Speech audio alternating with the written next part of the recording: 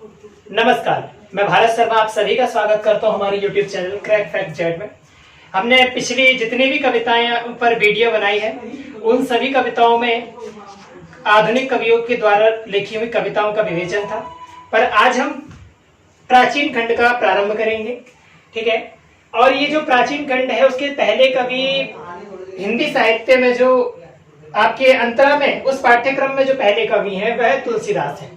और उन तुलसीदास का सिंपली हम ये जान लें कि उनका जन्म और मृत्यु कब हुई थी और उनकी क्या रचनाएं थी। तो उनका जन्म 1540 ईस्वी में उत्तर प्रदेश के बांदा जिले में राजापुर गांव में हुआ था और इनका निधन हुआ था काशी में 1623 ईस्वी में। इनका जो सर्वश्रेष्ठ ग्रंथ है वो है महाकाव्य, हिंदी महाकाव्य ग्रंथ रामचरितमानस और विनय पत्रिका, गीतावली आदि इनकी अन्य रचनाएं हैं। ठीक है, और अब हम इसके बाद क्योंकि काव्य को पढ़ना प्रारंभ करेंगे तो काव्य के विषय में जान लेते हैं कि काव्य का बैकग्राउंड क्या है। आप सभी इस बात से परिचित होंगे कि राम को कैकेयी माता ने वनवास के लिए भेजा था और बेसिकली मांगा था और दशरथ के कहने पर ये वनवास चले गए थे। उस समय घर पर कैकेयी का जो पुत्र भरत थे वे घर पे नहीं थे, वे नानी के घर गए थे, लेकिन उसके पीछे ये कार्य हुआ। और जब वो वापस आए भरत नानी के घर से तो वहां पर देखा कि राम भैया नहीं है। उनको पता चला कि ऐसे ऐसे माता ने जो वर मांगे थे उनकी वजह से राम भैया को वनवास हो गया। और हुआ क्यों कि मुझे राज्य सिंहासन मिल जाए, ऐसा मेरी माता ने इसलिए किया कि मुझे राज्य सिंहासन की प्राप्ति हो जाए। लेकिन वो इस बात से खुश नहीं थे। क्यों? क्योंकि वो भैया से अधिक प्रेम करते थे। तो फिर वो क्या करते हैं कि चित्रकूट आश्रम जहां पर सभी एकत्रित हुए थे, पंचवटी जो आश्रम था चित्रकूट में, वहां सारे के सारे एकत्रित हुए थे। ठीक है, तो पता चला कि भरत भी आ रहे हैं राम से मिलने के लिए। तो वहां पर जब राम से मिलने के लिए भरत आ रहे हैं तो इस बात को देखकर कि राम भी प्रसन्न तो हुए थे। और उसके बाद का यहाँ पर वर्णन कवि ने किया है, वो वहां पहुंच गए थे। ठीक है, कौन? भरत। तो भरत उस सभा में पहुंच गए। अब सभी जब एकत्रित हो गए तो उसके विषय में फिर कवि कहते हैं, क्या कहते हैं कि पुलक शरीर सभा भय ठाड़े, नीरज नयन नेह जल बाढ़े, कहव मोर मुनिनाथ निवाह, एहि ते अधिक कहो मैं कहा, मैं जानहु निजनाथ सुभाऊ, अपराधिहु पर कोहु न काऊ, मोह पर कृपा स्नेहु बिसेखी, खेलत खुनिस न कवहु देखी, शिशुपन ते परिहरेउ न संगु, कवहु न कीन मोर मन भंगु, मैं प्रभु कृपा रीत जिय जोई, हारेउ खेन जितावहि मोहि, महु स्नेह संकोच बस सन्मुख कहीं न बैन, दर्शन प्रपित न आज लगी प्रेम प्यासे नैन। ठीक है, ये जो छंद है बेसिकली इसमें छंद है दोहा। ठीक है, सॉरी ये दोहा और ऊपर वाले में चौपाई छंद है। ठीक है, ये हिंदी का छंद है, हिंदी कवियों के द्वारा अत्यधिक प्रचलन में लाया जाता है। यहाँ तक कि आप जब मलिक मोहम्मद जायसी का 12 मासा देखेंगे तो वहां पर भी इसी छंद का प्रयोग है। ठीक है, तो उसका वर्णन कभी करना शुरू करते तो कहते कि पुलक की शरीर सभा बैठाड़े। हालांकि हुआ ये था कि सारे के सारे आचार्यों ने, जो ऋषि मुनि थे, माताएं भी साथ गई थी उनके, तो उन सब ने अपना अपना कथन कह दिया कि भरत को राम के विषय में क्या कहना चाहते हैं। एक सभा बैठी थी तो राम के प्रति अपने अपने भावों को व्यक्त करने के लिए सबको अवसर दिया गया। अब जब भरत को अवसर दिया गया तो उसके विषय में भरत कैसे खड़े होते तो कहा कि पुलक की शरीर सभा बैठा। उनका जो शरीर था वो कपकपा रहा था। ठीक है, पुलकित हो रहा था।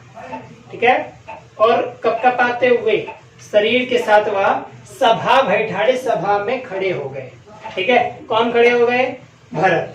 और राम भैया सामने बैठे थे। जाहिर सी बात है बड़े भाई के सामने वो पहले इस बात को कहते हैं कि स्नेह और संकोच, स्नेह भी था और संकोच भी होता था। उनके सामने कभी निकाह उठा के बात नहीं करते थे बेसिकली वो। तो कहते हैं कि नीरज कि मतलब सभा बैठाड़े, तो इस वजह से भी कपकपा रहे थे और घबरा भी गए थे कि मेरे भैया मुझसे दूर हैं, अब क्या निर्णय होगा। मैं तो इनको वापस लेने आया हूँ और इनसे क्या पता अब ये वापस जाए कि नहीं। क्यों? क्योंकि पिता का आदेश हुआ कभी मतलब उस पिता के आदेश की कभी अवहेलना नहीं करते। तो कहा कि नीरज नयन नेह जल बाढ़े, कि कमल रूपी नयनों से निरंतर जल ऐसे बह रहा था जैसे बाढ़ आ गई हो। ठीक है, ठीक है ना। तो कहता है कि नीरज नयन नेह जल बाढ़े, कि उनके कमल रूपी नयनों से ठीक है, यहाँ पर रूपक अलंकार का प्रयोग है साथ साथ चलते चलते। ठीक है, तो कहा कि नीरज नयन नेह जलवाड़े, की नीरज रूपी नयनों से जल ऐसे बह रहा है मानो बाढ़ आ गई हो। ठीक है, यहाँ उत्प्रेक्षा भी है। और कहा कि कहब मोर मुनि नाथ निवाहा, कहा कि मैं क्या कहूं, कहब मोर मुनि नाथ निवाहा, कि मेरे नाथ के विषय में, मेरे राम के विषय में, मेरे भैया के विषय में मुनि अर्थात गुरुवर ने सब कुछ पहले ही कह दिया। और कहता है कि अहित अधिक कहो मैं कहा, इससे अधिक मैं क्या कह सकता हूं, क्या इससे अधिक मैं क्या कहूं, क्यों, क्योंकि मेरे पास कहने के लिए शब्द नहीं है। ठीक है, ये उनका बड़प्पन है, वो दिखा रहे हैं कि मेरे पास कहने के लिए उनके पास शब्द नहीं, मेरे भैया तो ऐसे हैं। ठीक है, और राम भैया के विषय में तो मुनिवर ने जो भी कहा है वो सब कुछ सत्य, इससे ज्यादा मैं कुछ कह ही नहीं सकता। लेकिन फिर कहना आरंभ करते हैं तो फिर देखो क्या क्या कहते हैं। ठीक है, तो कहा कि अहित अधिक कहूं मैं कहा, कि इससे अधिक, अहित इससे अधिक मैं क्या कह सकता हूँ राम के विषय में। और कहा कि मैं जाना हूं निजनाथ स्वभाव, कि मैं जानता हूं, निज माने अपने, नाथ स्वभाव, अपने नाथ के स्वभाव को। ठीक है, मैं जानता हूं अपने नाथ के स्वभाव को। वो कैसे है, तो कहते हैं कि अपराधी पर को न कहो, ये तो अपराधी को भी अपराधी समझकर दंड नहीं देते, ये तो अपराधी को भी अपराधी नहीं मानते। ठीक है, राम के जब दरबार में जब वो चला करती थी तो वो बेसिकली जो अपराधी थे ना, क्योंकि एक कहावत है कि दंड का कर्म से बड़ा नहीं होता, जैसा आप कर्म करोगे उसके हिसाब से दंड दिया जाता है। कि अगर किसी ने केवल थप्पड़ मार दिया आप उसको फांसी की सजा सुना दो, तो ऐसा नहीं है, दंड कभी अपराध से बड़ा नहीं होता। ठीक है ना, तो कवि कहते हैं कि अपराधियों पर को ना कहो, कि वे तो अपराधी को भी अपराधी समझ करके दंड नहीं देते। मोह पर कृपा स्नेह विसेखी, कहा कि मुझ पर तो उनकी क्या कृपा, और स्नेह माने स्नेह प्रेम, क्या कि मुझ पर तो उनकी कृपा और स्नेह विशेषी माने विशेष रूप से है। ठीक है, अर्थात विशेष रूप पर उनसे, उनकी विशेष रूप से उनका कृपा और उनकी स्नेह, उनका स्नेह मुझ पर बना हुआ। वो तो क्या करते हैं, तो कहता है कि खेलत खुनिस न कबहु देखी। आपने सामान्य लोग में एक शब्द सुना होगा कि खूंस खाए बैठा हुआ है। ठीक है, तो वो खुनिस का मतलब है खूंस। तो कहने का मतलब क्या होगा कि खेलत खुनिस माने खेलते हुए में क्या होता है कि जब चार भाई हैं आपस में, आप एक घर के चार भाई लूडो खेल रहे हैं, और जब लूडो खेल रहे होते हैं तो क्या होता है कि अगर दो भाई चंचल होते हैं लक्ष्मण और शत्रुघ्न की तरह, और दो भाई राम और भरत की तरह होते हैं, तो क्या होता है कि वो जो चंचल किस्म के होते हैं वो आपस में चीटिंग करने लग जाते हैं। अपनी गोटी 6 आया है तो 8 बढ़ा देते हैं। ठीक है, तो राम भैया क्या करते थे कि भाई भरत का साथ तो देते ही थे। लूडो की बात यहाँ पर मैं सामान्य उदाहरण के साथ है, लेकिन बेसिकली वहां पर लूडो का कोई कॉन्सेप्ट ही नहीं था। तो कहने का मतलब क्या है कि खेलते में भाई जब गुस्सा करता था ना, तो यहाँ पर क्या है कि कवि ने उन पर कभी, मतलब राम ने कभी भरत पर गुस्सा नहीं किया। ठीक है, खेलने में भी कभी उन्होंने उस भरत पर गुस्सा नहीं किया। तो यही कहते हैं कि खेलत कुनिस न कबहु देखी, मैंने खेलते में भी कभी उनको गुस्सा करते नहीं देखा। और क्या कहते हैं कि शिशुपन ते परिहर्यउ न संगु, कहा कि वो तो मेरे शिशुपन से, बचपन से साथ रहे हैं। ठीक है, क्या कहते हैं, परिहर्यउ न संगु, वो बचपन से मेरे साथ रहे, उन्होंने कभी मेरे साथ को नहीं छोड़ा। और वो क्या कहते हैं, कबहु न कीन मोर मन भंगु, और साथ रहते हुए, आप जानते हैं कि साथ रहते रहते आपस में लड़ाइयां होती रहती हैं भाइयों में, जिससे कई बार भाइयों में आपस में बोलचाल बंद हो जाती है। छोटे छोटे बच्चों में आजकल ये देखने को मिलता है कि 2-2 दिन तक छोटे छोटे नन्हे नन्हे, कहने का मतलब है 8-8 साल के बच्चे भी आपस में बात नहीं करते, इतना एटीट्यूड आज के बच्चों में होता है। पर राम और भरत का इतना स्नेह था। कहते कि शिशुपन से परिहर्यउ न संगु, कि बचपन से हम दोनों साथ रहे हैं। और कबहु न कीन मोर भंगु, कभी कहते हैं कि कभी भी, भरत कहते हैं कि कभी भी उन्होंने मेरे मन को भंग नहीं किया, कभी ऐसा कोई शब्द नहीं कहा मुझे जिससे मेरे मन को दुख पहुंचा हो, मेरा मन भंग हुआ। मैं प्रभु कृपा रीत जिये जोई, कि मैं अपने प्रभु की कृपा को भली भांति जानता। ठीक है, कि मैं अपने प्रभु अर्थात श्री राम की कृपा को भली भांति जानता हूं। ठीक है, उनकी रीति क्या है, आप सभी ने कहावत सुनी होगी कि रघुकुल रीत सदा चली आई, प्राण जाई पर वचन न जाई। तो कहते हैं कि मैं प्रभु कृपा रीत जिये जोई, कि मैं अपने प्रभु की रीति को, कृपा को भली बात जानता हूँ। कैसे हैं? कहा कि हारे हूं खेल जिता वही मोह। वे तो ऐसे हैं कि अगर मैं हार भी रहा होता था तो मुझे जिता दिया करते थे। ठीक है, या कि जिता दिया करते हैं। तो कहा कि महु स्नेह संकोच बस, बेसिकली यहाँ पर सकोच का प्रयोग किया है, लेकिन है क्या कि महु स्नेह संकोच बस सन्मुख कहीं ना रहे। ठीक है, तो कहते हैं कि मैंने पहली बात तो बड़े भैया हैं तो उनसे स्नेह है, पहली बात तो मैं उनसे इतना स्नेह करता हूं इस वजह से। और कहा कि बड़े भैया हैं और राजा बनने जा रहे हैं, जाहिर सी बात है इस वजह से संकोच भी होता है कि छोटा भाई पहले अपने बड़े भाई की बहुत इज्जत करता था उस काल में, तो कहते हैं कि संकोच भी होता था, उनके सामने मुंह से मुंह मिला के बात नहीं करता था, पिता के समान बड़ा भाई होता था। तो कहा कि महु स्नेह संकोच बस, कि स्नेह के कारण या फिर संकोच के कारण सन्मुख कहीं ना मैं, सन माने समान मुख करके कभी बात नहीं की, कभी भी मैंने उनसे निगाह मिला करके बात नहीं की। और कैसे? दर्शन तृपित न आज लगी, उन्हीं राम के दर्शनों से तृप्त नहीं आज लगी, मुझे आज नहीं लग रही है क्या? उनके प्रेम के प्यासे, प्रेम प्यासे नैन, कि आज मुझे अपने जो मेरे नैन हैं प्रेम के प्यासे, वो उनके दर्शन से तृप्त नहीं लग रहे हैं। ठीक है, अब इसमें सभा अनुप्रास अलंकार की छटा है पूरे काव्य में, आप देखेंगे अंडरलाइन किए हुए हैं। सभा शरीर सभा में, नीरज नयन नेह में, मोर मुनि नाथ निवाह में, कहो मैं कहा में अनुप्रास अलंकार है, निज नाथ में अनुप्रास है, कहू न कहू खेलत खुनेस मोर मन कबहू न कीन, जिये जोई स्नेह संकोच वस सन्मुख प्रेम प्यास इत्यादि में अनुप्रास अलंकार की छटा कवि ने प्रयोग की। विधि न सकेहु सही मोर दुलारा, नीचु बीचु जननी विस्पारा, यह कहत मोहि आज न शोभा, अपनी मुझ साधु सुचिकोभा, मातु मंदी मैं साधु सुचाली, उर अस आनत कोटि कुचाली, फरह की कोदब बाली सुसाली, मुक्ता प्रसव की संमुख काली, सपने हूं दोषक लेसु न काहू, मोर अभाग उदधि अवगाहू, बिनु समुझे निज अग परिपाकू, जार्यो जाए जननी कही काकू, हृदय हेरि हार्यो सब ओरा, एक ही भांति भले भल मोरा, गुरु गोसाई साहिब सिय रामू, लागत मोहि नीक परिणामो, साधु सभा गुरु प्रभु निकट, कहु सुथल सती भाव, प्रेम प्रपंच की झूठ फुर, जाने ही मुनि रघुराव। ठीक है, पिछले में हमने ये पढ़ लिया था कि राम का जो वनवास था उसके विषय में, वनवास के बाद जो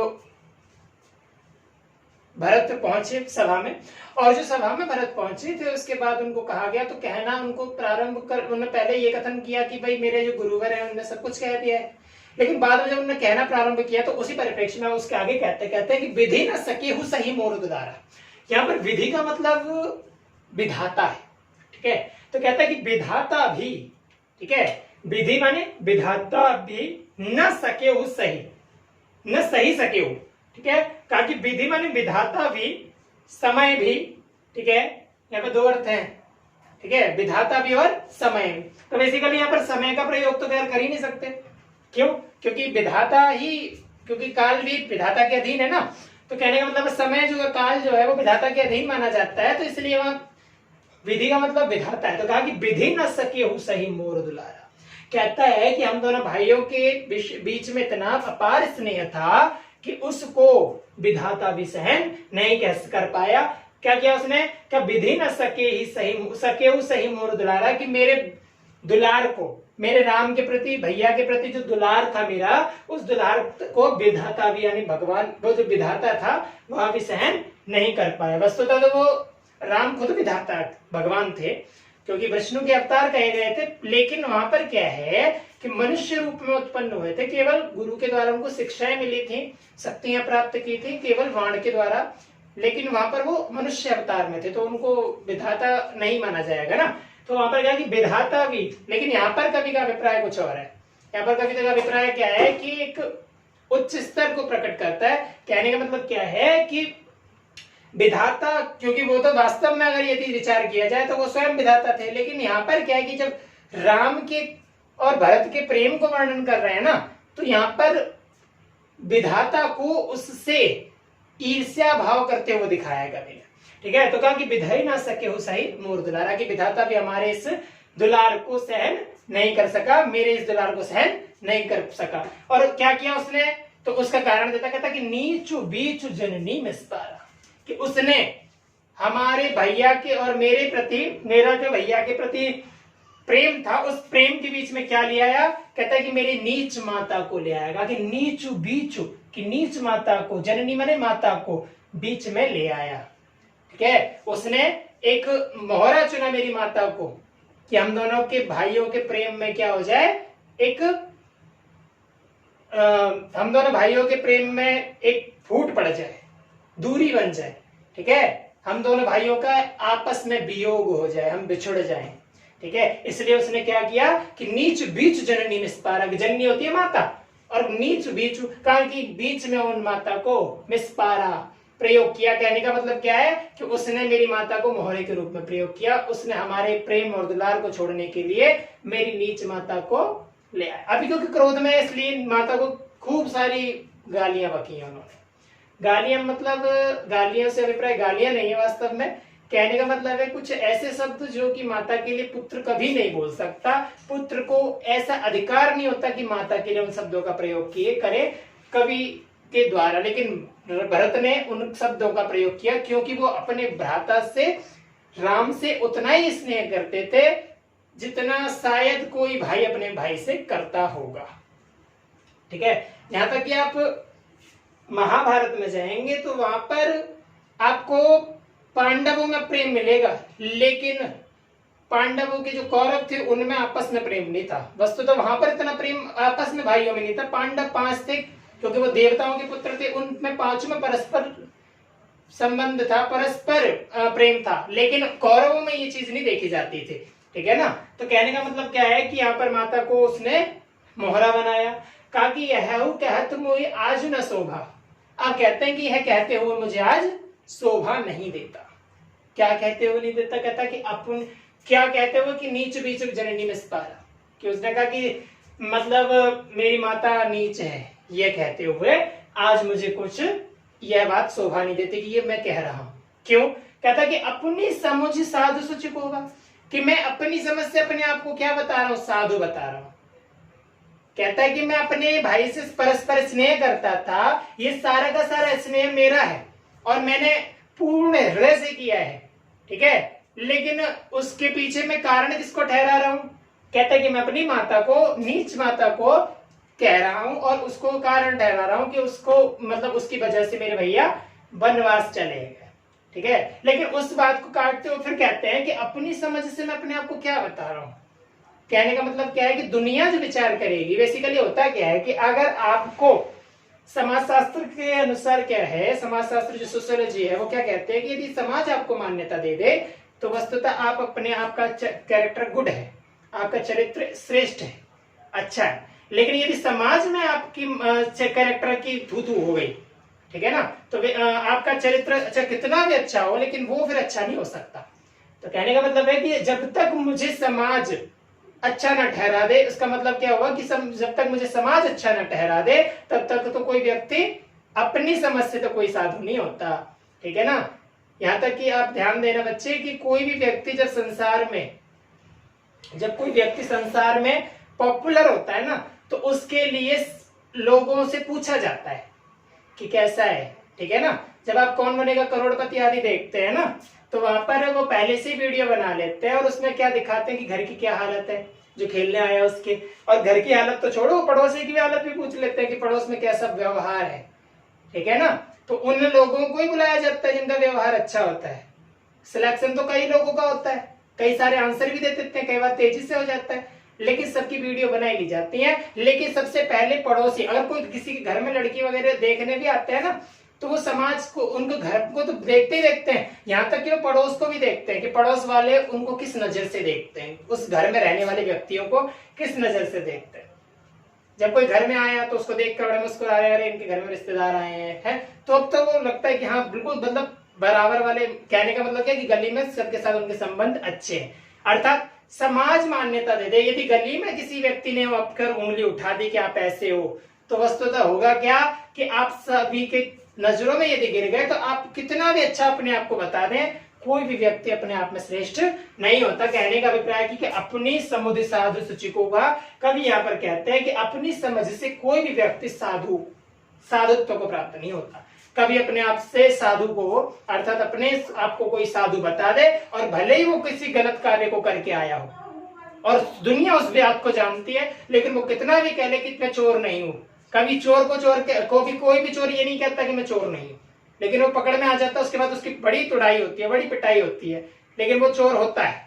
ठीक है ना। तो अब समाज नहीं मानता उस बात को। तो कहने का मतलब क्या है कि कवि यहाँ पर कहते हैं कि दुनिया जो है ना, भरत यहाँ पर कह रहे हैं कि दुनिया मुझे अब तो कुछ बुरा ही मानेगी। कहने का मतलब है यही मानेगी कि मेरी वजह से, भले ही हम लोगों ने पढ़ा है कि कैकेयी की वजह से हुआ था ना, कैकेयी मांगती वरदान इत्यादि, लेकिन ऐसा क्या है कि जो व्यक्ति जिसके ऊपर, जिसके कारण कोई कार्य होता है ना, बुरा हो चाहे अच्छा, दोष वो स्वयं अपने ऊपर लेता है। चाहे अच्छा हो तो वो उसका श्रेय भी अपने आप को प्राप्त कराता है, हाँ मेरी वजह से हुआ है, और जो बुरा होता है वो उसका श्रेय भी अपने लिए लेता है। तो कहने का मतलब क्या है कि भले ही दुनिया में जब लोग मेरे इस काव्य को पढ़ेंगे, बेसिकली जब रामायण को देखेंगे, और अभी वर्तमान में भी जो राजा बन जाऊंगा, ठीक है, तो क्या करेंगे कि अपनी समझ से साधु सूचिको का इतना ही अभिप्राय है कि बेसिकली लोग मुझे ये समझेंगे कि सब मेरी वजह से हुआ, अर्थात मुझे कोई भी समाज में अच्छा नहीं समझेगा। और कहता कि मातु मंदु में साधु सुचाली, कि मातु मंदी माने नीच है, माता तू नीच है और मैं साधु। बड़ा अजीब सा प्रश्न है। यहां पर कहता है कि तू नीच है, ठीक है ना, और मैं साधु हूं। ठीक है, तो यहां पर बड़ी समस्या उत्पन्न हो जाती है कि भाई माता को तो नीच कह रहा है ना, और अपने आप को साधु बता रहा है। कारण तो दोनों ही है ना। तो कहने का मतलब क्या है कि कहता है कि ठीक है, ऐसा भाव मेरे अंदर आ रहा है। ठीक है, मैंने क्योंकि यहाँ पर नीच कह दिया था ना पहले, वो कभी भरत कहते हैं कि मैं पहले भी नीच कह चुका हूं, माता मेरी बीच में माता को लेकर के आया, तो कहता है कि माँ तू मंदु मैं साधु सुचारी, की माँ तू नीच है और मैं साधु हूं।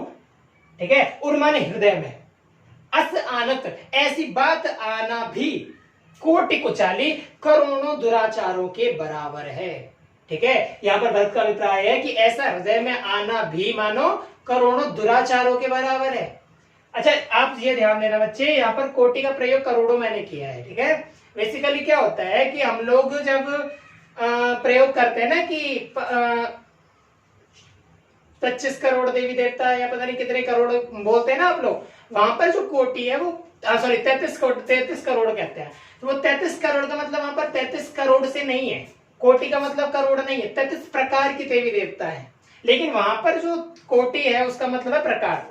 ठीक है, लेकिन कहते हैं ना कि इस कोटि का कवि है, वो इस प्रकार का कवि है, छायावाद तो एक कोटि है एक, तो उसी प्रकार में कोटि का मतलब प्रयोग है। लेकिन यहाँ पर जो कोटि का प्रयोग किया है, यहाँ पर करोड़ शब्द के लिए प्रयोग किया है। कहता है कि ऐसा हृदय में आना, क्या कैसा, तो कहता है कि माँ तू नीचे और मैं साधु हूं, ऐसा हृदय में आना भी मानो करोड़ों दुराचारों के बराबर है। अब उसके लिए आप दृष्टांत देते हैं, तो दृष्टांत अलंकार का प्रयोग कवि ने किया है। तो कहते हैं कि वो उसी प्रकार से कैसे है कि भाई देखो, जैसा हो माँ, जैसी माँ वैसा बेटा। ठीक है ना, जैसी माँ वैसा बेटा, या फिर जैसा चरित्र होगा, जैसा खानदान है वैसे ही चलता आएगा ना, उसमें कोई परिवर्तन नहीं हो सकता। यहाँ तक कि वो अगर अपने आप में करना चाहे तभी हो पाएगा, मुश्किल से, क्योंकि मन और जेनेटिक कोड सबके एक जैसे चले आते हैं, तो उस खानदान में फेरबदल नहीं हो सकता। ठीक है ना, तो सबके स्वभाव मिलते जुलते होते हैं हर किसी के घर में। तो कहने का मतलब क्या है कि अब यहाँ पर कहता है कि जैसी मेरी माँ है वैसा ही मैं हूं, मेरी वजह से, क्योंकि मेरी माता कभी भला, मेरी माता ने मेरा भला चाहा है तो मेरा बुरा ही हुआ है, और यहाँ तक कि मैं राम का भला चाहता हूँ, तो हो तो मैं तो माँ की संतान हूं, तो हूं तो मैं भी बुरा ही है ना, क्योंकि मेरी माता बुरी है तो मैं भी बुरा। तो उसके लिए दृष्टांत क्या देते हैं कि जिस प्रकार फरह की कोदव बालिश साली, कहता है कि जंगली धान, ठीक है, जंगली धान उत्तम कोटि का चावल उत्पन्न नहीं कर सकता।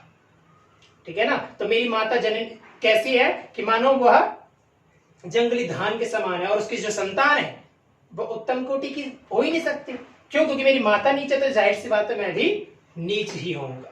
यहां पर कहने का मतलब है, ये दृष्टांत देकर बताते हैं। फिर कहा कि मुक्ता प्रसव की सम्मुख काले, कहता है कि कोई काला सी जो घोंगा होता है काला, ठीक है, वो कभी सफेद मोती उत्तम मोती उत्पन्न नहीं कर सकता। तो ये भी उसी के लिए प्रयुक्त करता है कि मेरी माता भी उसके समान है। किसके? उसके काली घोंगी के समान। और जो काली घोंगी है उस काली घोंगी के समान है, इसलिए मैं उनकी संतान हूं, तो मैं सफेद मोती नहीं हो सकता। कहने का मतलब क्या है कि यहाँ पर जो दृष्टांत दिए हैं कवि ने, यानी कि भरत के मुख से बुलवाए हैं। कहने का मतलब यहाँ पर यह है कि जिस प्रकार से जंगली धान उत्तम कोटि का चावल उत्पन्न नहीं कर सकता, जिस प्रकार से काली घोंगी उत्तम कोटि का या सफेद कर मोती उत्पन्न नहीं कर सकते, उसी प्रकार मेरी माता है और माता मेरी नीच है, तो उसकी संतान कभी भी साधु नहीं हो सकते। ठीक है, यहां पर कहने का आशय यह है। अब कहता है कि बिन समुझे सपने हूं दोषक ले सुना कहो।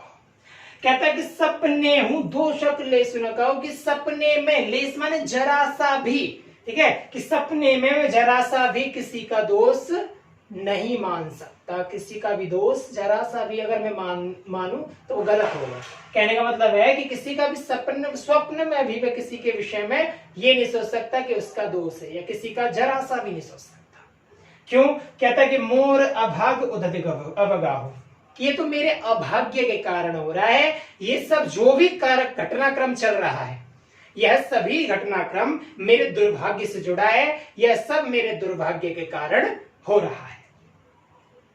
और कहता है कि बिनु समझे निज अघ परिपाकु, कहा कि बिना समझे, किसको? निज माने अपने, अर्थात मेरे द्वारा किए गए कर्मों के, अब इस जन्म के ले लो या पिछले जन्म के ले लो, तो मैंने उस जन्म में या इस जन्म में कोई ना कोई कर्म ऐसे किए होंगे जिनके कर्मों को, फल को मैं नहीं जानता, जिनको मैं नहीं जानता। तो कहता है कि उनको बिना समझे, ठीक है ना, क्या कर रहा हूं मैं? कि जारियों जाए जननी कहू काहू, कि मैंने उनके परिणाम को बिना समझे, मेरे बुरे कर्मों के परिणाम को बिना समझे। अब यहां तक कि भरत ने इस जन्म में तब तक कोई बुरा काम गलती से यदि किया हो तो ठीक है, नहीं तो भरत ने राम जैसे चरित्र में वो राम के समान ही थे। ठीक है, ये नहीं कह सकते कि राम जैसे थे पूर्णतया, लेकिन राम से कम भी नहीं थे। ठीक है ना, तो कहने का मतलब क्या है कि वो राम से इतना अगाध स्नेह करते थे कि वो अपने को दोषी मानते हैं कि ये सब जो हो रहा है, क्योंकि उनको जो उनके प्रति जो उनका जो बोध्य था ना, बेसिकली वो क्या था कि राम को वनवास हुआ तो हुआ।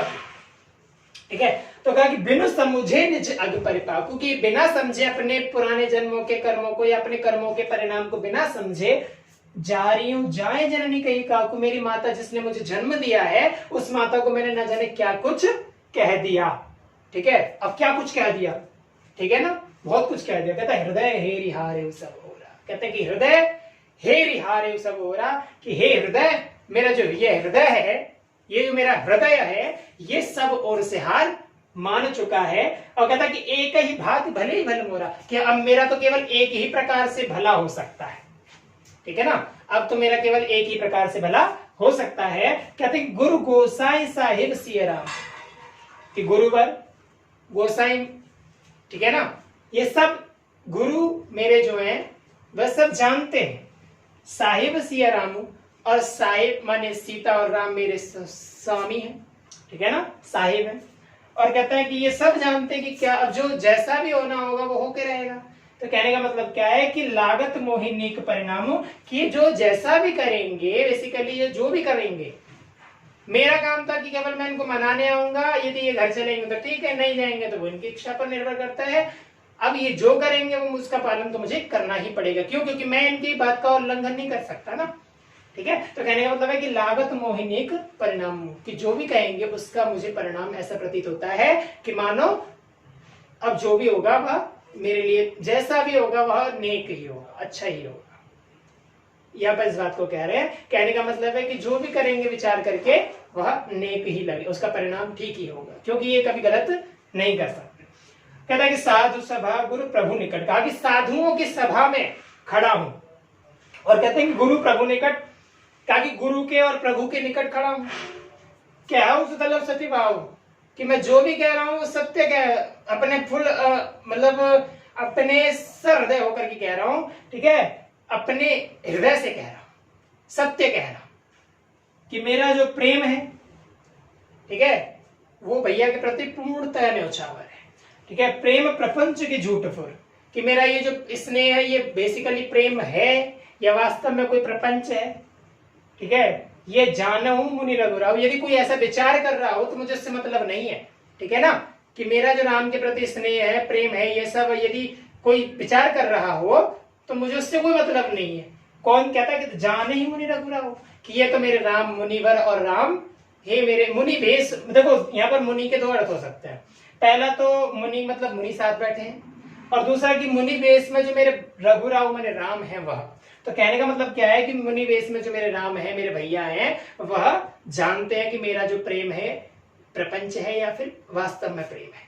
अब यहाँ पर सके सही में भी अनुप्रास अलंकार है, समुझ साधु सुचिम को भी में अनुप्रास अलंकार है, मातु मंदी में भी अनुप्रास अलंकार है, साधु सुचाली में अनुप्रास, और अस आनत कोटि कोटि को चाली और अस आनत में भी अनुप्रास अलंकार है। ठीक है, और यहाँ पर ये दृष्टांत अलंकार है बच्चे, फर की कोदर वाले सुशाली में मुक्ता प्रसव की सम्मुख काली, ये संस्कृत का अलंकार है बेसिकली। ठीक है, लेकिन हिंदी वाले भी इसका प्रयोग हिंदी भी करता है। ठीक है, हिंदी में भी इसका प्रयोग किया जाता है। कहता है अभाग उदधि अभगाहु में अनुप्रास अलंकार है, जारियों जाय जननी और कही काकू में अनुप्रास अलंकार है, भांति भले ही भल में अनुप्रास अलंकार है, गुरु गोसाई में अनुप्रास अलंकार है, हृदय हेर हारियों में अनुप्रास अलंकार है, साहिब सिंह में अनुप्रास अलंकार है, साधु सभा सुथल सती प्रेम प्रपंच इत्यादि में अनुप्रास अलंकार की छटा है।